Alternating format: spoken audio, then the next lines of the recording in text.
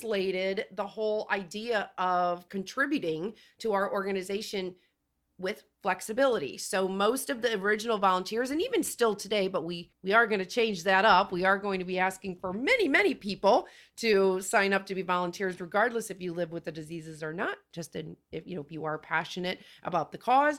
But originally it was pretty much, there were some parents, but for the most part, I'd say 95% of our volunteers were people living with the diseases. And they were very concerned. How can I help? How can I sign up? Especially when one of my biggest challenges is scheduling, right? And not even scheduling in the traditional sense, but the unpredictableness of living with a chronic disease. That's it. It is the top issue it's like a commitment issue because we don't want to disappoint. We're constantly feeling guilt, right? Can't show up for something, we're flaring, can't stay the entire time because there's nowhere to sit and I can't stand that long, or there's just many variations of those limitations. So we really wanted to let people know that even if you're flaring, we have something you can do from your sofa. Absolutely. I was gonna say, or even the doctor's office, because I know we've all spent a lot of time in waiting rooms. Like most of the people you meet with a disease that you have or share, it's not in person, it's virtual, it's on Facebook, it's or social media. Yeah. And back then, before social media, it was very limited. So there was a really big need for us all to connect. The most interesting part in how we became a nonprofit and moved from this movement, if you will, to an actual organization were the stories that came back.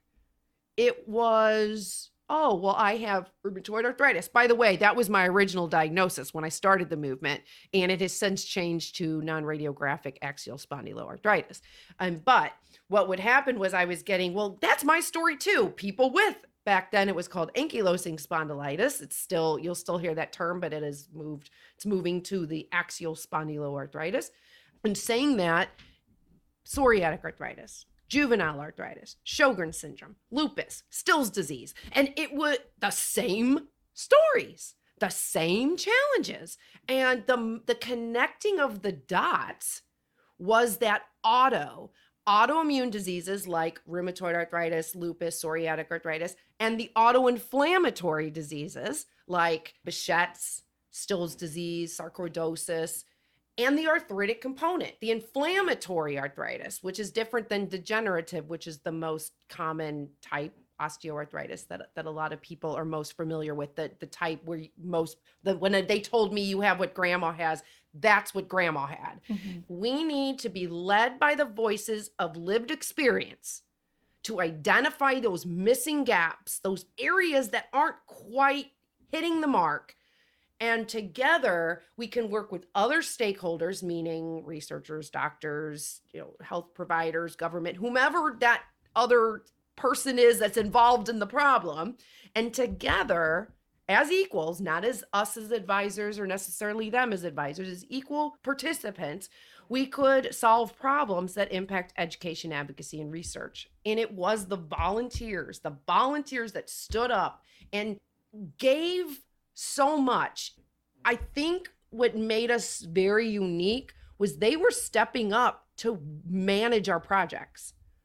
They were helping run. They were helping imagine what they could be. Keep in mind, we're always tackling things of unmet need, of things that aren't maybe a different tweak on ways that we could address a problem to get a different result. So everything we do is innovative. Everything we do is kind of a first.